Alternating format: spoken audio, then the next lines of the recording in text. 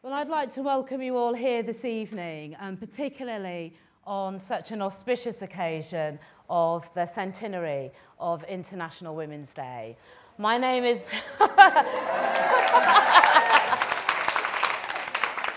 My name is Annmarie Dixon-Barrow, and I'm the chair of Diverse Leaders. And when people ask me what I do, I say I'm a global diversity advisor. And my job today is to chair the distinguished panel of our women leaders. And the process that we're going to go through is a quick brief from each of the leaders, a little bit about their personal journey, some of the issues that they might have faced within the rise up to the top. And then part of what we like to do at Channel 4 is very much opening it up to conversation and discussion. But before we do that, I think there's been a couple of seminal papers that have come out recently. Last week we saw the Davis report, and it has been quite controversial because there are some of us who actually think maybe you should do quotas to actually rise the level of women and sort of stop that sticky floor that we all seem to be suffering from at the moment. And some of us want to go for targets. And I would like to sort of have a bit of a discussion about that after, when we go to the Q&As, because it is quite controversial. I come from the world of diversity, and I've always been a firm believer that if you put the right measures in place, then anybody can get to the top. But over the last few years, I am beginning to realise that maybe we do need to change some of what we do and look at the model in the Netherlands and over in other parts of Europe where they have put quotas, and you start to see in Norway senior women in all walks of life and at all levels. But rather than me sort of go on too long, I would like to sort of get the panel to talk a little bit about themselves, and then let's see what we can get from the discussion. So I'm going to hand over to Alison first. Alison Rose, who sits on the board of RBS Investment Bank and is one of 11 women in the bank at the moment at a senior level. I am the only woman on the management committees and board of the investment bank, but I'm one of a number of MDs within the firm. Thank you. So let me give you a bit of background. I run I'm the global head of the portfolio and the asset management part of the investment bank of RBS. So I run a business which has around 150 billion assets spread over globally over the world, running a team of around 400 people. And I sit on the management committee of the investment bank, so setting the strategy of the bank. And unfortunately, I'm the only woman sitting on that committee. I think the financial services industry is not renowned for a great diverse group, and we definitely have challenges from that perspective. By way of background, I've been in investment banking now for 20 years. I started off at a graduate level, very junior, coming in to the organisation, and very early on in my career specialised, and I joined a very atypical male testosterone-driven part of the investment bank. And the business I joined was a department of around 100 individuals who were all men. I was the only woman. It was a acquisition, leverage finance business, very deal-based, very client-driven, P&L-driven, and traditionally had been one of the areas where women were not seen to be able to get on. That wasn't the culture where women would succeed. I worked my way up through that business, and I ended up running that business very successfully. It was one of the most successful businesses within RBS. And I moved to, in different places around the banking community, but ended up running that business and then running a non-investment grade DCM business, again, a very traditional male-dominated environment before moving on to the board position. So, I spend my career in meetings with lots and lots of men. I'm sort of gender neutral in terms of that. From that perspective, I'm always surprised when I come across other women. So it's an interesting dynamic, and one I welcome. I think for me, when I ran my first business and was in charge of that, I really worked very hard at trying to break down the stereotypical image of what an investment banker was. And I very quickly, the business I had was at the senior levels, at the MD level, 50-50 male-female. And I found it was very useful to have a very diverse group of people, particularly in a client-facing environment, because we all sparked off each other, and actually having more women in those groups meant we were less tunnel-visioned, perhaps, than we have been in other areas. I think for me, at different points in my career, there have been challenges when you come across that very male environment. And certainly when I had children, I have 2 children. I have an 8-year-old and a 3-year-old. You know, I've had to manage those within my career and balancing them. And I think the greatest lesson I learned from all of that and the different points in my career is there is no right way to do something and no wrong way to do something. There's a stereotype, and that stereotype is never right. The way I manage my career and my children works for me, might not work for somebody else, but that doesn't mean my way is any better or any worse than anybody else. So I think having flexibility and being very open to change is a top tip, whether you're a man or a woman in a career, and that's certainly something I live and die by. Thank you, Alison. I'd like to hand over to Rosaleen Blair, who's the Chief Executive of AMS Solutions. Sorry, group. It's Annmarie. You were right the first time. Solutions Group. Thank you. Well, a little bit about myself. So I'm a mother, a wife, an entrepreneur and a businesswoman. I have to say I feel a little bit of a fraud sitting up here, because I listen to all these other women who I know have had to work really hard with inside a corporate environment, and actually I'm a complete cheat because I'm totally unemployable. I left school with very poor grades, predominantly because frankly, I was always too busy doing other things that interest me, like starting little businesses. I think I started my first business when I was 12. People would argue, the neighbours would argue, I probably started my first at 7, but that's probably a different story. But genuinely, I think I probably am completely unemployable, and as such, that's why I've always worked to build my own businesses. I started many businesses over the years, but sort of when I hit 29, having not gone to university, I sort of realised that, and if ever I was actually going to take a step back and actually try and learn from other organisations, that was the time to do it. So I came to the UK genuinely with the intention of staying for 1 year, trying to find an organisation where I could learn everything I possibly could about how to run different types of businesses across multi-sector, predominantly within the HR and talent arena. But I had a 1-year plan, and along the way got sidetracked, had an idea, spotted a gap in the market, and convinced a number of people to back me and believe in me to start a business. And that's really how Alexander Mann Solutions started 15 years ago.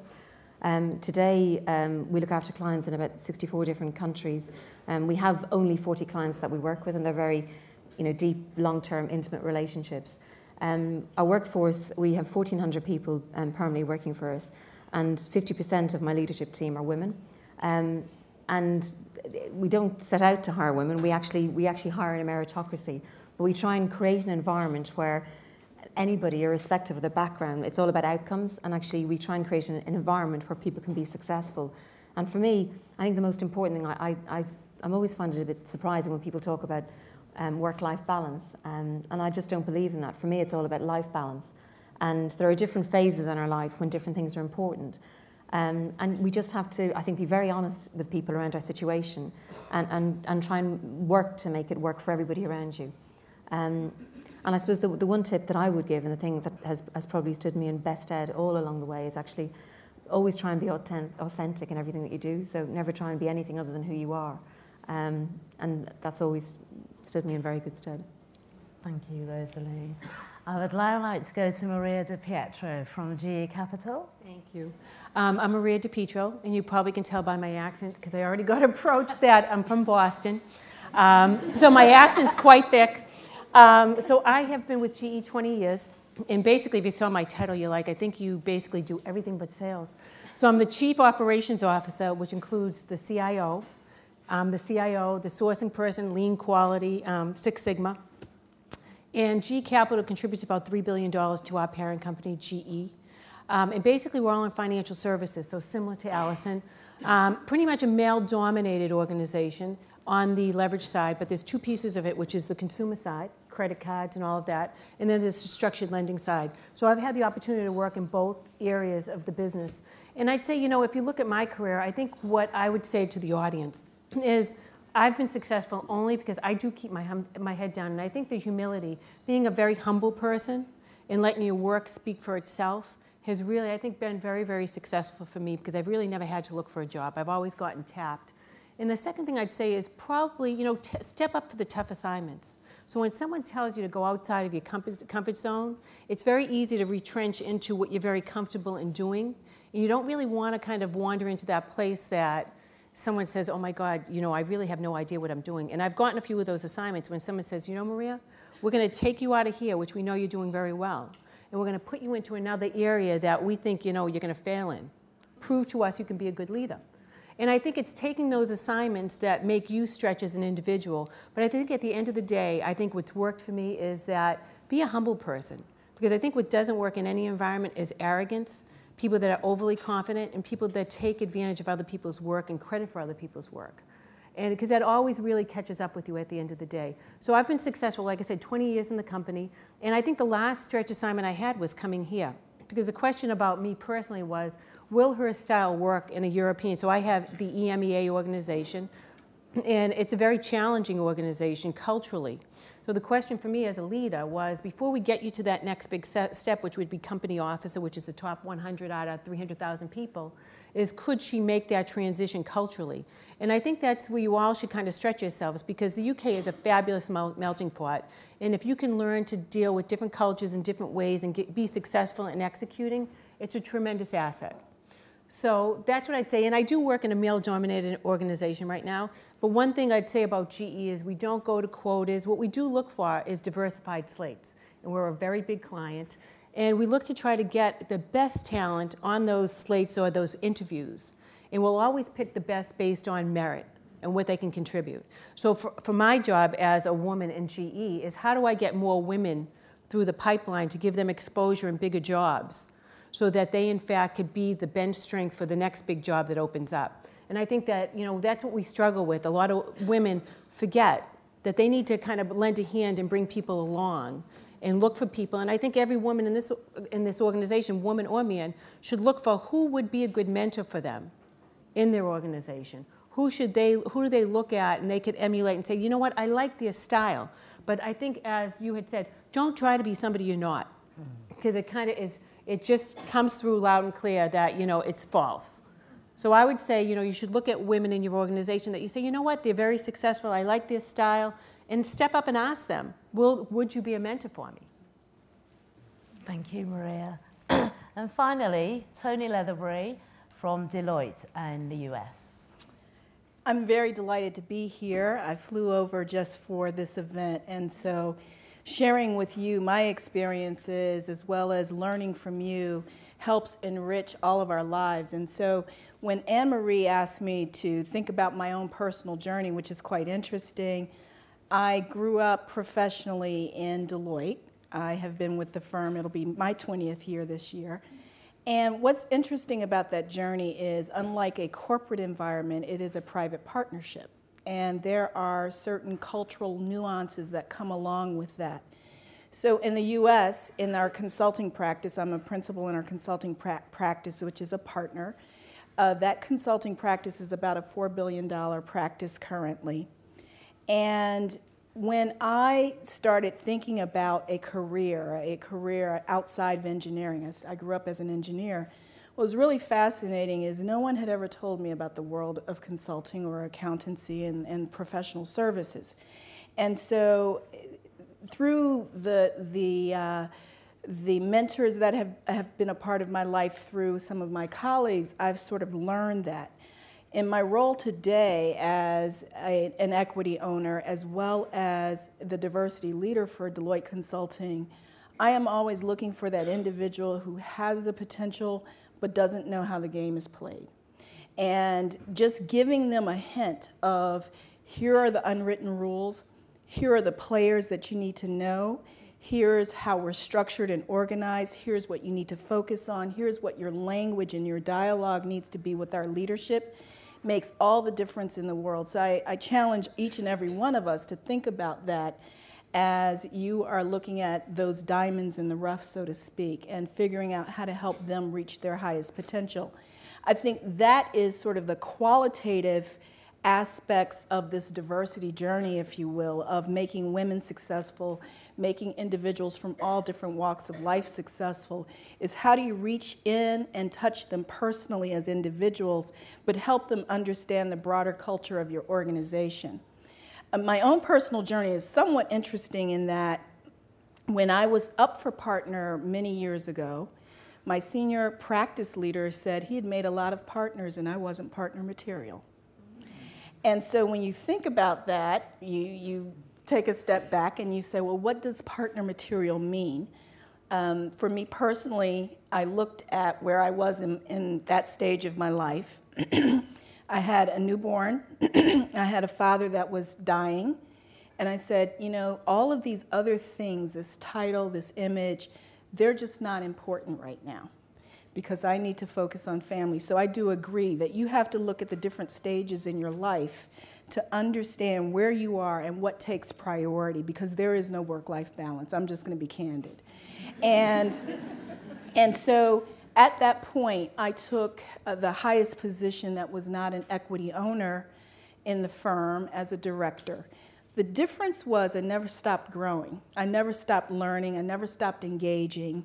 And a few years later, my then CEO of the consulting practice took a look at me. It was in a forum such as this, and I said some things that must have resonated with him. And as I told someone earlier tonight, I think I became his science project. I think what he did is saw the potential in me and decided to give me opportunities to demonstrate my capabilities, and I owe my career to him. And about a year or so later, he said, why aren't you a partner? And I gave him the story, and he says, well, it'll be really great to look that other partner in the eye who since has retired and say, aha. So he helped me position. He helped me develop those skills to be very capable, and I really owe everything to him. So mentors are one thing, but he was truly my sponsor.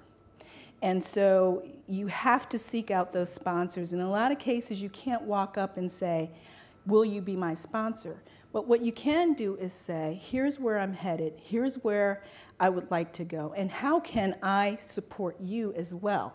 Because it's a two-way street. And that's what I've had with this individual. We have shared successes. We constantly stay in contact, even though he is not our CEO today. And we share in those successes, and we know that we're there for one another.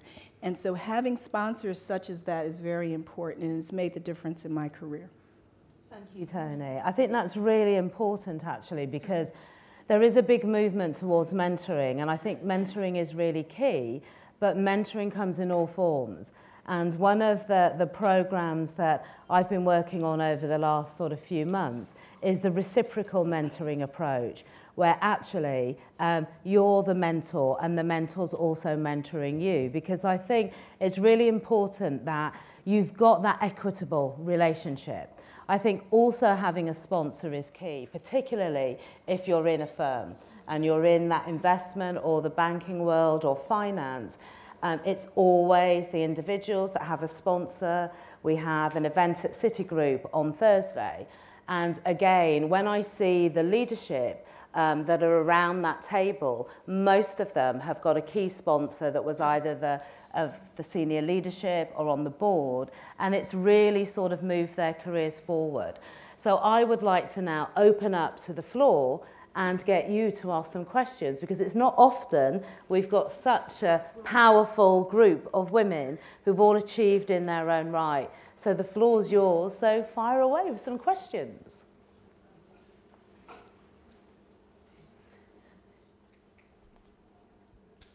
I'll just shout. So you talked about being mothers and wives and all that stuff.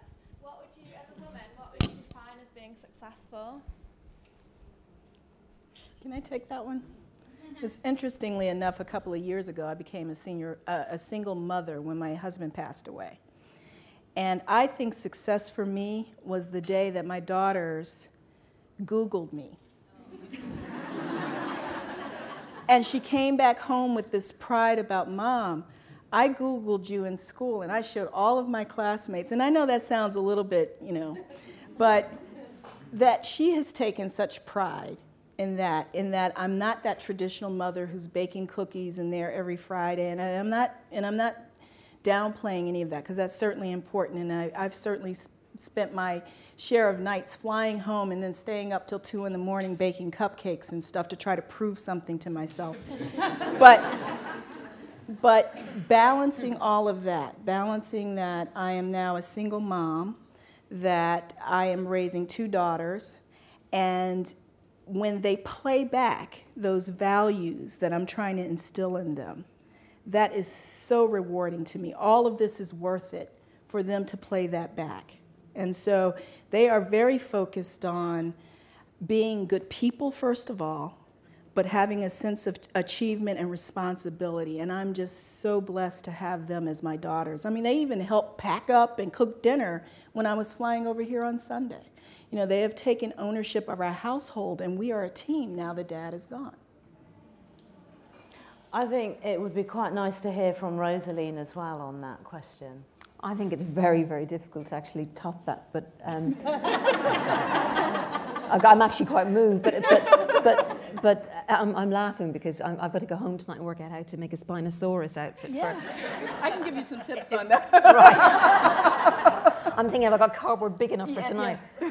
But I think, I mean, it's interesting. I'm very proud of the achievements I've had as a woman in business. But I think, I mean, for me, my proudest moment, the thing I'm proud is we waited an awful long time for our son. And he's everything to me. And I think family is everything. And I think being able to be, one of the things I've learned along the way is you have to compromise. And I think making the right compromise, I think, is the most important thing.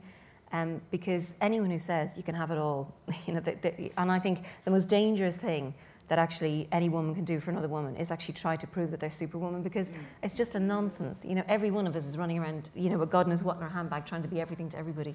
And, it's just not possible. So I suppose, for me, my best achievement has been being able to kind of keep everybody happy and balance things and make sure that I'm still there for all my team, and my door is still open, and I'm still listening, and I'm still, I hope, hearing them. But I think it's about balance.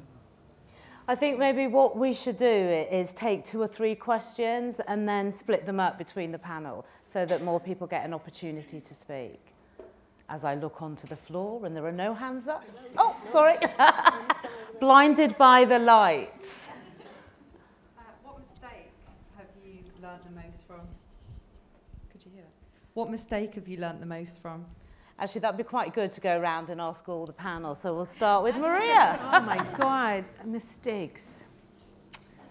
I would honestly say, I think someone mentioned it on the panel, I think you need to be upfront about where you are at your personal life. Because I think I was in the same point in time where I moved to Connecticut, close to my mother at that time that was 90 years old, and I made a personal decision not to move again.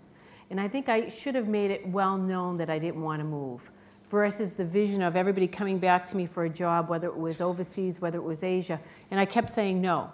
I think so, in a way, I kind of took myself off the fast track, but I should have been very clear as to the why, and then when I was willing to get back on it. So I think being upfront and being honest with yourselves, because everybody does have priorities in their life, and not everybody's going to be on the fast track, and I think that's fine, but being clear with what your timetable is and what your constraints are so that people know about that and not feel like, geez, well, why is she saying no? So I think I could have been clearer from a career standpoint. Alison.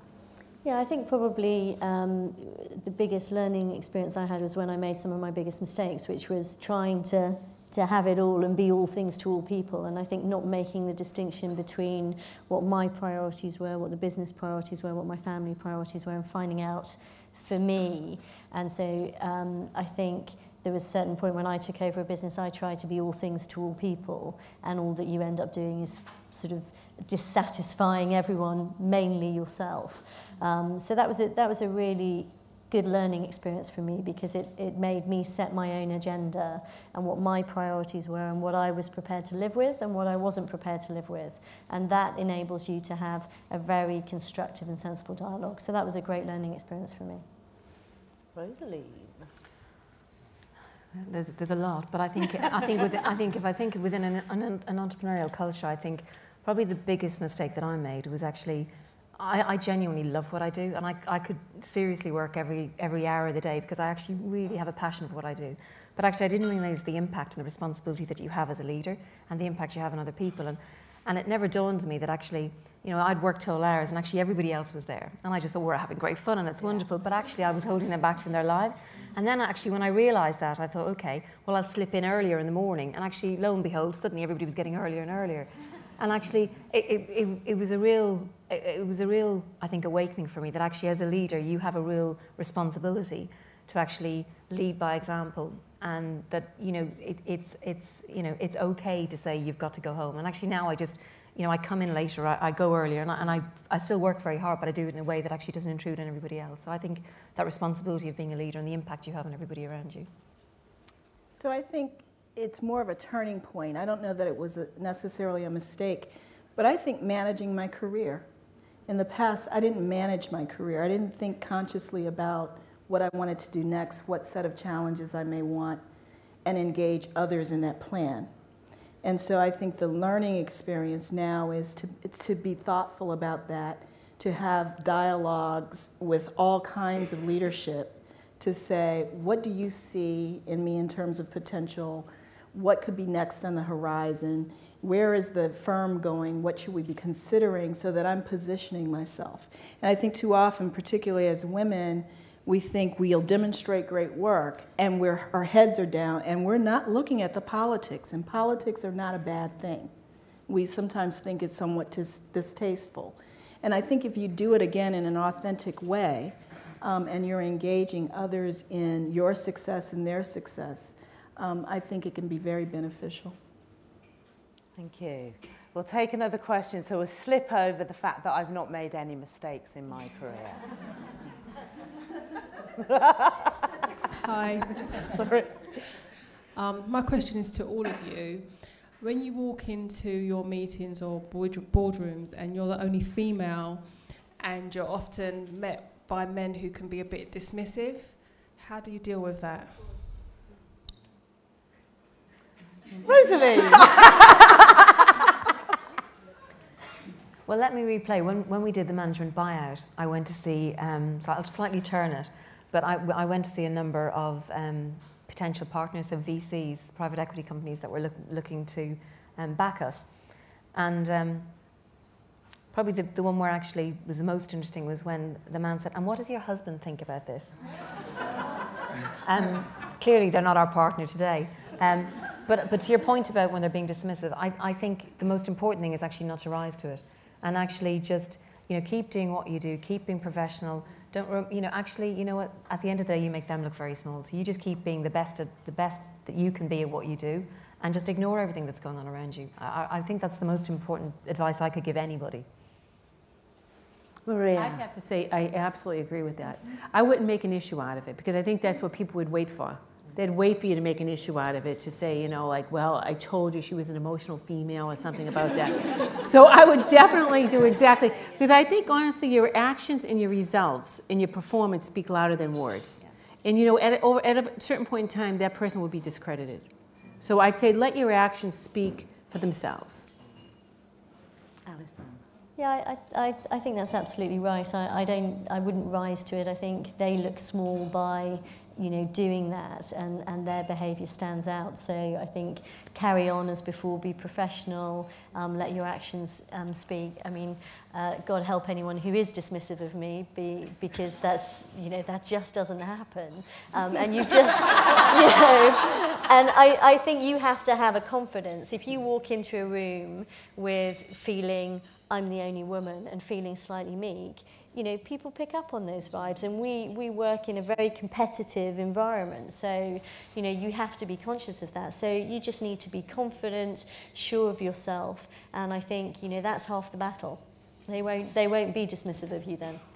And it is hard. I mean, I mean, I've worked in London now for 20 years, and most environments that I went in, particularly for the first sort of 10 years of that career, were very much pale and male, because I won't say stale because I got told off for saying that last time. But it was really difficult because you were walking around corporate Britain. I was running a black voluntary sector organisation.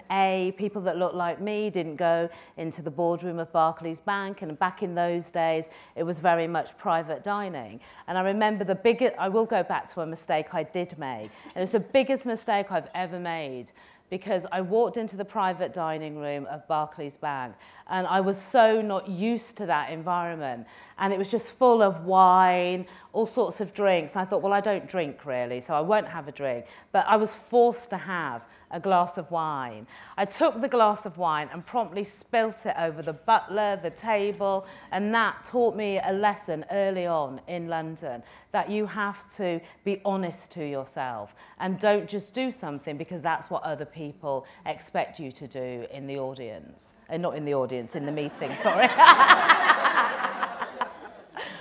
Shall we open up for a few more questions? Peggy. For all of you. Yvonne, sorry, Yvonne. Varley. So we'll do Peggy first, then Varley. Then Marley or Yvonne? Marlene. I was wondering, is ambition your driving force and the reason of your success? And is it the same ambition that you think your male counterparts have? And we'll take Marlene's question and then we'll split between the four of us. My question is about the targets setting. And sometimes I think that we worry as women that if we're part of a target setting, it's because that we are not chosen for our skills in a way that men never worry about. If they've been selected, they've been selected. They never have that worry for themselves. And that it's just a lack of confidence. And what's your view of that?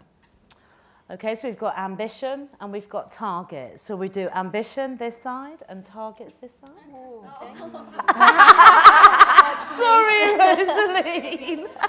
I'll say, let me start with the ambition. I think for all of us, we are where we are because we probably are ambitious, whether we think we are or not. And I'm probably one that I don't really feel like I'm ambitious. I keep my head down. I work really, really hard and deliver results. So I've been probably very blessed that jobs have come my way and I've just kept accelerating. But deep down, I must be somewhat ambitious because I always look for what is the next level. And I don't think that's wrong, but I think if you do it at the sacrifice of your peer group and other people, that doesn't work. All right, so I'd say, if anything, and if I had to get feedback, which I just did, GE's very big on feedback. I had 20 people tell me good and bad, right? And you have to have very thick skin. But they'll say that she's a great team player. She may be very tough, but she's a great team player and I'd work for her again. And I think that tells you as an individual, so I can be ambitious, but as long as I don't do it at the sacrifice of other people, and I take other people along with the success and give them the recognition, I think that's okay. Yeah, I mean, I think I am ambitious. I love my job. I really enjoy it. I find it endlessly fascinating and challenging. I learn as much today as I did when I started.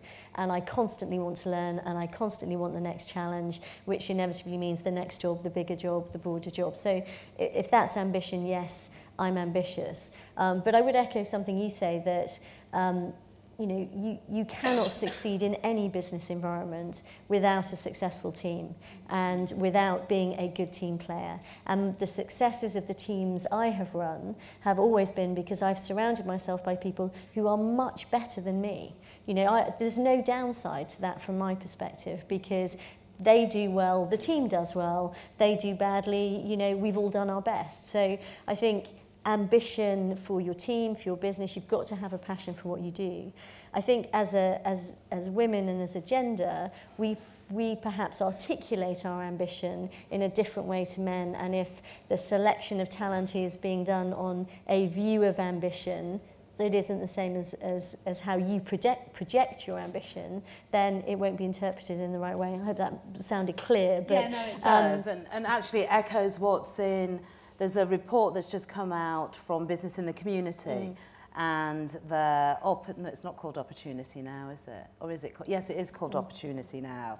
And they've actually done a piece of research into perceptions amongst men and women as you rise up to the top. And I think I was scanning the sort of top layer of that report and the perceptions of men's view of women going up through the leadership path and women's view of going up through the leadership path are very different, and those perceptions have not really progressed over the last 5 years. So I think it is something that you've really got to sort of, you know, just to sort of grasp in a way and begin to, I would say I'm not ambitious, I would say I was driven.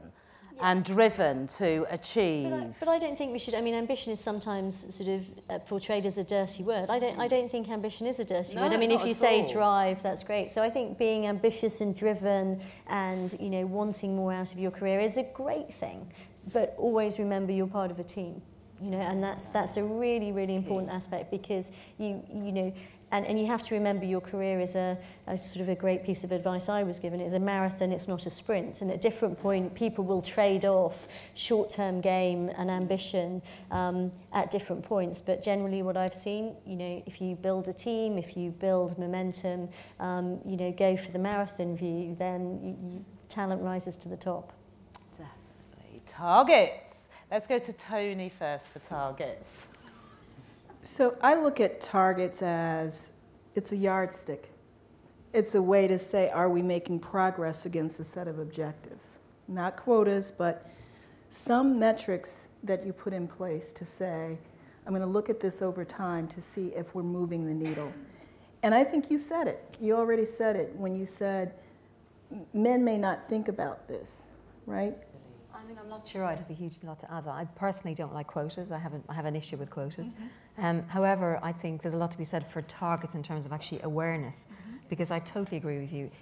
It's not about one thing, it's about everything. Exactly. And I think, you know, I echo everything you said. Probably the one thing I would add to that, though, is I also think in many organisations today where you've got a staged leadership capability, there's a whole change program that needs to go on with inside these organisations, because actually one female making it to the top within the wrong culture and the right environment, it's got disaster written all over it. So it's really got to start with a whole culture of change, a whole way we behave, the way we manage, and you know, that needs to be institutionalised. So I'm for it if that drives the right behaviour, but it's a huge piece of work that needs to go on in every organisation to truly embrace it. Right, should we take another? Tim. Good evening. Thank you for sharing your story. God rest your father's soul. Thank you. Good evening. Thank you for sharing your stories. Being where you are, you're successful beacons for many people in the audience, and myself included. But as part of your legacy, what would be the one thing that you'd like to leave behind to make it that my daughter in 30 years' time can potentially be sitting on the stage where you are? Maria.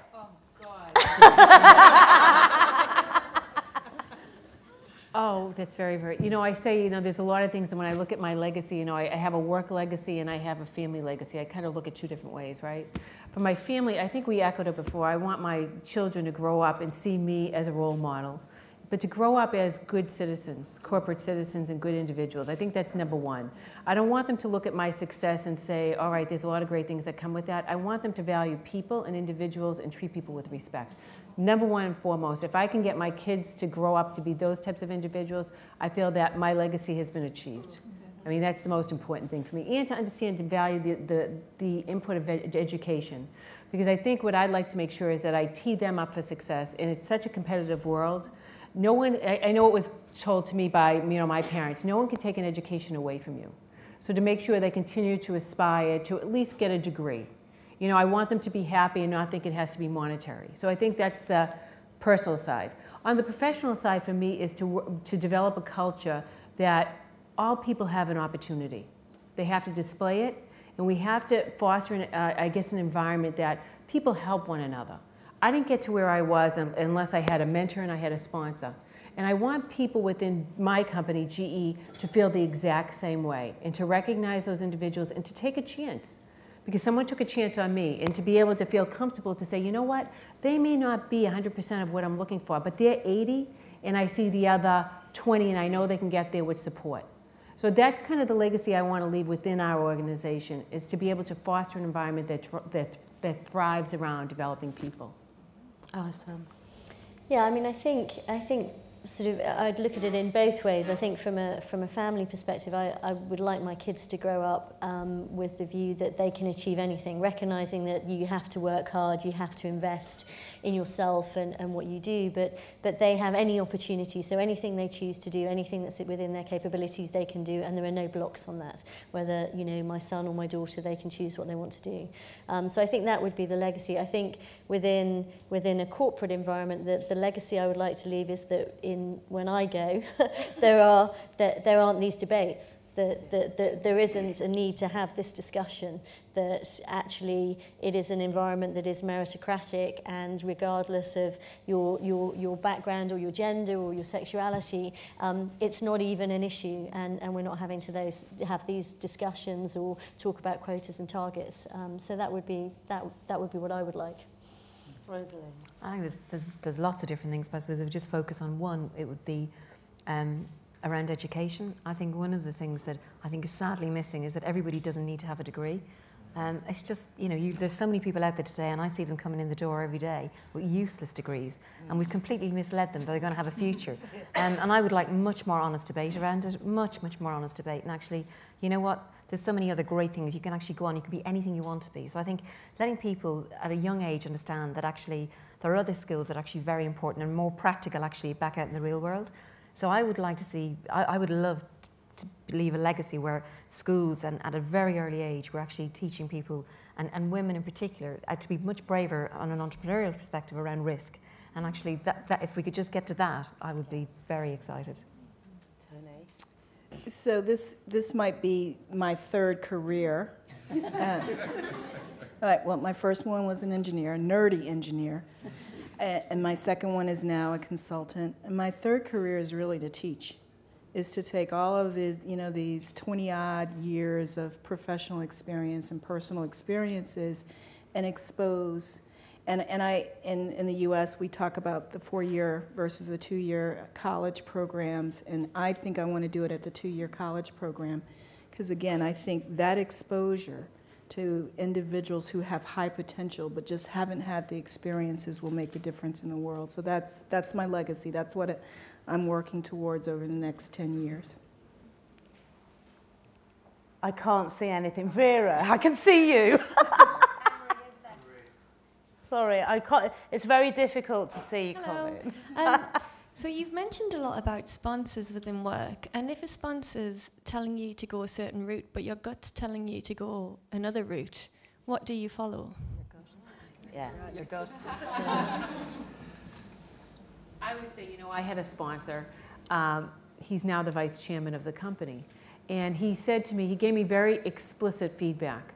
Maria, I used to manage a group of 10,000 people. He said, Maria, I'm going to move you out of your comfort zone of being directive into a more facilitative role, so people can kind of follow you without you having control over their reviews, their salary, and everything else. So he put me into a headquarters role, which I hated. And I fought it tooth and nail, saying, I don't even see myself in this role. But, you know, I think people that you look at as sponsors see the bigger picture than you do.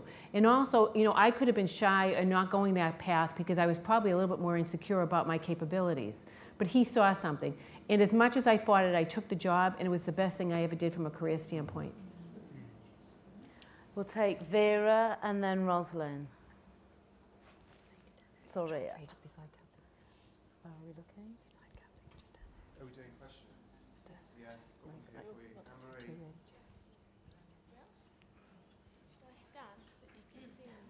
Hello everyone.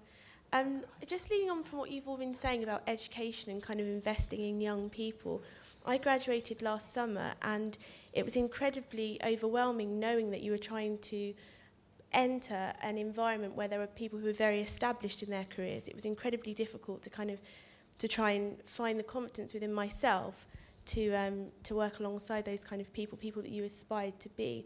So if you cast your minds back to when you were first starting out, what advice would you give to people like me? What kind of things should we continue, because I'm sure I'm not the only graduate here, I don't think.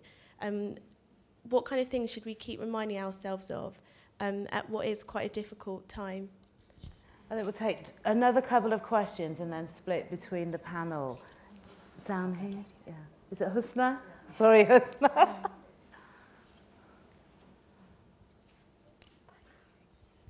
Thank you, finally. Well, the questions I wanted to ask actually leads on from what the young lady was just saying.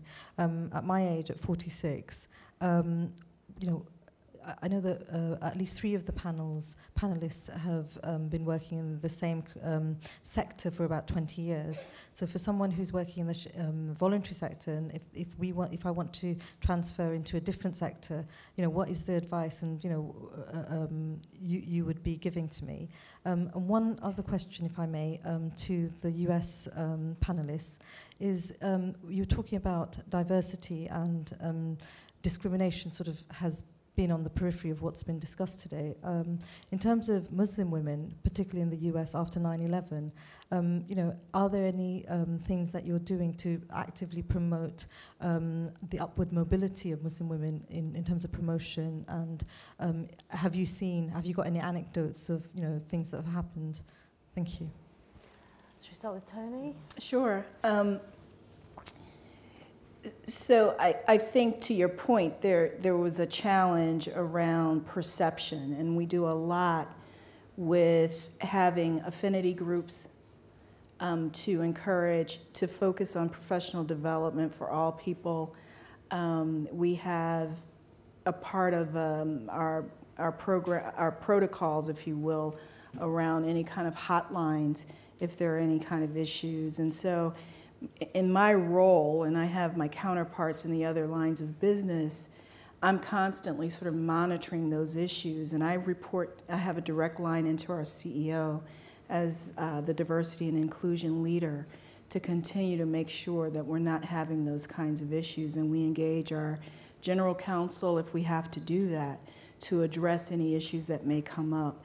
And luckily for us, I haven't had anything come across my desk that I'm overly concerned about. You know, there are isolated incidents, but nothing that I've been overly concerned about. But we certainly do have those hotlines, and those protocols are in place in case something is an issue. Alison? On the first question, yeah, so on graduates, I think the advice I would give you is generally people love talking about their jobs. If people have a passion for their job and they love talking about it. So the best advice I would give you is ask lots of questions, go and talk to people, find role models, find businesses that you're really interested in and go and ask them. And certainly when I started out, there were different businesses that I was interested in within investment banking, and I would go and see people and say, please, can you tell me about your job? How do I get into your job? What should I be doing? What extra things should I be doing? And that's how I sort of started off on the path I ended up on, because somebody took a risk on me and said, well, come and work for me and see how you do. So I would say, you know, look around, ask lots of questions, seek lots of advice, and take lots of risks. I think in the early part of your career, you know, before you have, you know, potentially go down the children route, which sucks up a lot of your time, you know, there is the opportunity to take the risk, take the job in, you know, Australia, you know, look at the different secondments, try something new, and build your toolkit, because at the end of the day, you want to be to be a successful, rounded professional, you need to have lots of facets to your toolkit, your professional toolkit. So invest in them, have a think about them, but just get people to talk about their jobs, because if they're successful, they're generally very passionate about it and they don't shut up, and you can really suck that information out of them. Rosaleen, I know AMS does a lot of graduate recruitment for your clients. I wondered, are there any particular tips that you could sort of pull out for the young lady over there? Yeah. Before I answer that, can I just answer just one quickly on the voluntary sector? Just my advice to you would be actually just pull out the competencies that you've got, the things that you're really good at. And actually, as long as you're really clear on what those competencies are, there's no reason why they then can't translate into other sectors. But you need to be really clear about what the competencies are and pull those out. And then I think in terms of your question from a graduate perspective, I think the one bit of advice, while you're applying to different jobs and things, volunteer, get as much basic work experience on your CV as you possibly can. Volunteer to do anything, but keep yourself busy. And it's amazing how you can actually be picked up and spotted.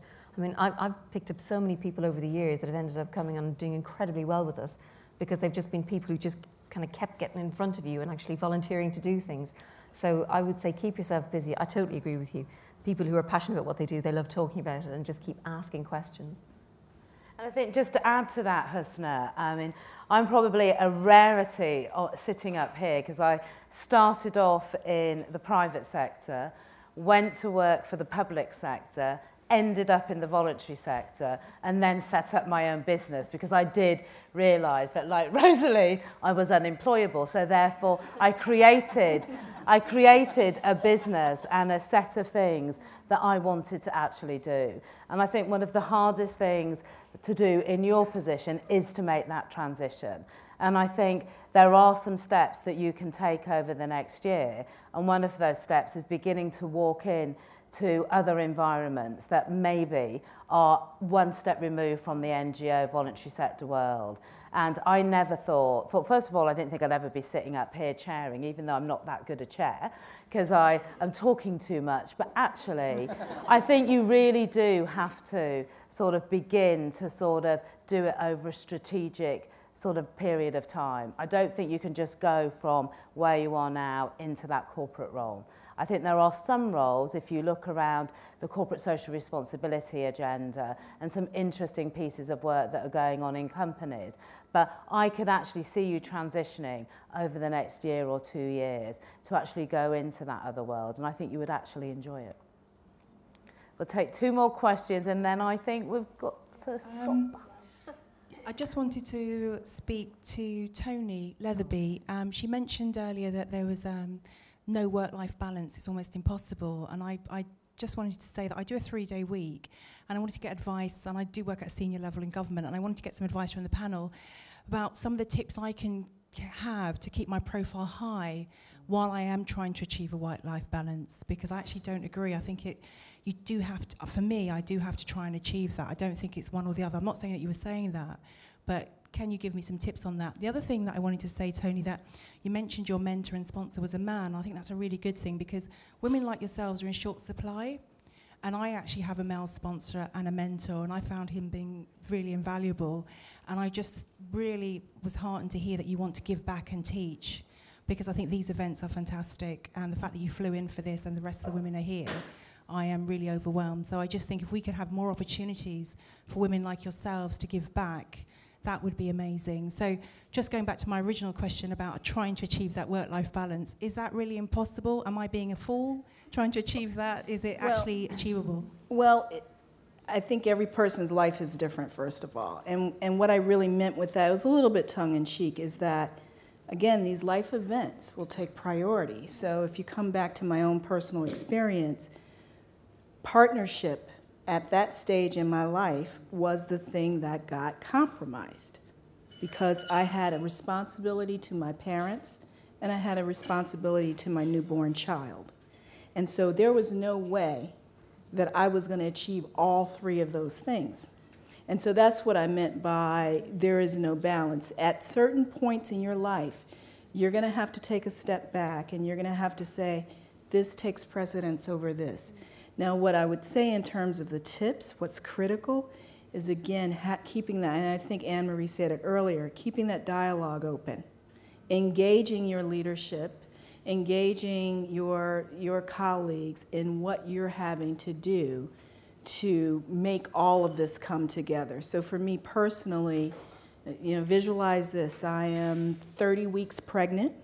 I am still flying around the country serving my clients. And on whenever my weekend began, whether that was Thursday or Friday, I wasn't going home. I was flying to my parents and taking care of them for the entire weekend, and then back on the road Monday or Tuesday. So that's why I said sometimes there is no balance. And what I did is I put things in place. So I put, at the time, a fax machine and an internet line in place at my parents' home so I could continue to try to keep all of this and hold it all together. So you have to have constant communication. you've got to engage other resources. You know, you have to look at where are these resources going to come from that's going to help me sustain myself, first of all, because if you can't sustain yourself, you're not good to anyone. And to try to keep all of these balls juggled up in the air, because, you know, there are a lot of glass balls in some of these instances. And so that's what I meant by that. I'm conscious that if I do not let Rosaleen ask the question, I will not survive. Rosaleen. Oh, thank you, Annmarie. Oh, she's got a book. One short question. No, absolutely.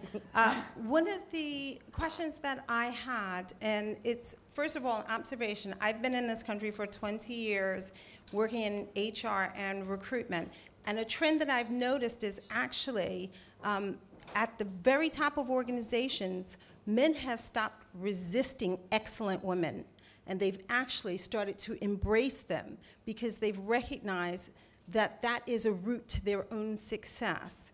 And I guess the hints and tips that would be great from this panel would be, at what point do exceptional women stop working hard, putting in place all the things that you're saying, and simply walk away? Well, hopefully in 2 years' time. But it's interesting, how will they know that, you know, all their good work and effort and everything that they're trying to do, are there some signals when it's not going to come to fruition in that organization? You know, I'd say, Rosaleen, what I've seen is that women have voluntarily decided to take a break. You know, I've dealt with it. 2 good friends that have been very, very successful. Just came to a point where, you know, they were single.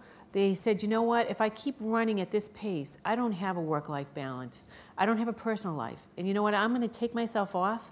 And they quit. And they had phenomenal jobs. And I think it's different for every person, right? That I think, and for myself, I said to myself, I don't want to work forever. You know what I mean? So for me, I'll go, say, till I'm 60. But I think every person is different, you know, and it depends on where they are at a point in their lives. For me, it's to get my kids through college and to continue to work until I'm getting enjoyment out of it. At the time that stops where I'm not enjoying what I do, it's time for me to leave because I'm not giving back to my family, I'm not giving back to the company, and I'm not giving back to the people that work for me. And I think that everybody has a personal, you know, turn-off switch. And I think that's when you have to listen, because I think that's when I even see even male counterparts that end up becoming not as valuable to the organization in giving back. So I think it's just different for every individual. And it's, again, like I said, I have women that just turned 40 that just said, I'm done. I'm done. I'm going to go do volunteer work for the next 2 years till I figure it out. And that works for them. And for me, it may be, you know, 5 years from now if I'm not moving ahead in my job. Well, let's take Vera, and there's a lady there in the orange top. Hi, thanks for all your comments this evening. I thought they've been really good. In relation to women in top CEO positions in the UK, it's around 7%. I just wondered what advice the panel could give in relation to companies across the UK on advice, hints and tips on how they can break diversity and encourage more diversity in the boardroom. Alison, do you want to take that one? Yeah, I mean, I think, you know, I think at the end of the day, it's all about talent, and we need to profile and highlight the talent within organisations to bring them into senior positions. And one of the things I think that is critical is the network, because a lot of those senior positions are come available or are in position by virtue of someone who knows someone who's worked with someone, you know, that old boys network that they talk about, but it's more of a business network. And I think as senior women, it's incumbent on us and women coming up in your career to invest in your network. It's probably the biggest advice I give to women in my organisation. You know, at different points in your career, you have less time to do that, but you really, really have to invest in that network, because those contacts are what gets that dialogue going. And I think we need to educate our board. I spend a lot of time with our board pointing out, you know, who the top talented women coming through are, who we need to invest in, who we need to keep an eye on, but we need to do that laterally as well as vertically. Rosaleen? Yeah, I mean, I think that there's many facets to it, but I think the board need to own the issue. I think that's the first step, is actually the board making the statement that they're going to own this as an issue inside the organisation. So, I mean, learning and development is absolutely key, making sure they're actually putting the right programs in place at the grassroots to ensure that people can actually come through and people actually understand what the career path is and what the trajectory, so how do they get there and what are the things that are expected, and then I think absolutely ensuring that, again, they're institutionalising the support network, because I think, you know, having these sort of women in business networks are actually all well and good, and it's great because I think you can create a very supportive environment, but actually what we need is an integrated business environment, because actually we need you know, it's the sum of the whole actually makes for a much richer dialogue and relationship, and I think that's what will actually, if you get that right and get that seeded through the organisation, then that I think will see us getting people actually just coming through. But I think your point is really well made. I know so many really talented women who actually just choose to leave because actually, you know, there are other things in life that are actually important to them. And I know many women who are hugely ambitious all the way to, you know, 40s, mid-40s, and that said, you know what, actually, there's other things that are important to me right now. And, you know, let them fight it out, because actually I'm going to do some other worthwhile things in my life. So I think we need to be a bit grown up and realistic about it as well. And lastly, Tonie. So I concur with all of the statements made. I think one of the things that we try to put in place as a practice is looking at individuals that are ready now for that role and could be ready later, and really forcing, to your point, making sure that they're having certain experiences, career experiences that are preparing them for being ready later. And again, in my role, when my colleagues call me and say, we're thinking about this leadership position, they bounce it off of me in terms of, is this the best pick? And what I encourage them is, if it's not a diverse partner or colleague for that role, what are they doing to ensure that they are pulling along and giving experiences so maybe the next slate is diverse? So we're consciously working that. And I think the reality is we still have to work it until maybe that role goes away. But I try to consciously remind us that it's our responsibility to do that. I would just like to say thank you to all our panellists. Oh, sorry, Vera. I'll take one more question. That's okay. Vera, you've been waiting for the whole event. I have. So it better be a good one. I'll keep mine really short. How much of who you are as successful women and how you define yourselves being shaped to a certain extent by your willingness to accept challenges and the opportunity for change? Start with Alison. I think hugely. I mean, I think in any successful sort of business environment or in any successful career, you have to be open to change and open to challenge. And I think that's the DNA of any successful business. You can't. Well, if I speak very specifically for the financial services, you know, the last 3 years have been one of very significant change and challenge. So I think you have to embrace that, and you have to see the opportunity in that, and you can't be frightened of change. I think that's the key. Embrace the challenge, embrace the opportunity, take the risk, and don't be afraid of making mistakes. I mean, we talked about mistakes at the very beginning. I've made some absolute howlers in my career. And I've learned the most from those, and I think that's a really important aspect. You know, if you don't take risk, then there isn't the upside or the downside, and you just have to be able to deal with both. Rosaleen, and then okay, I mean, I would so agree with the one on taking risk. I mean, probably one of the things I say most inside our own organisation is, you know, if you're not taking the risk, you're probably not trying hard enough. So, you know, if you're not making the odd mistake, you're probably not trying hard enough. So I definitely think just go for it, and I think being capable of being agile as well is really important. So being able to adapt to change and the environments you find yourself in. But I think just being, I think having an energy and having a drive and letting nothing get in your way, and just being focused on going where you want to go. And finally, to be open to change. And I think in this environment, from a career standpoint, and it's funny, I think the higher up you go, the more change gets thrown at you. And I think you just have to embrace it. And the other thing I'd say is be inclusive. So if you're going through change, you know, solicit input from others on the team or within your organization. Because, you know, we don't all have the answer of, you know, how are we going to change? How are we going to do it? So I try to make it as inclusive as possible so that the change comes along easily and naturally, versus it's forced for an organization. And you learn that as you grow as a leader. Thank you ever so much to the panel. And I would just like to say a big thank you to Joe Taylor and to Colin Campbell-Austin, because without their drive, risk-taking and energy, none of these events would take place. And I think sometimes the heroes behind events like this never get recognition. And Jo and her team, particularly over the last few years, have done extraordinary work in terms of putting talent and diversity and leadership into a strategic package. So I would like to say thank you to Jo and to Colin and to the rest of the team who are dotted around. And let's have a drink, some canapes, and hope you all enjoyed yourself. Thank you.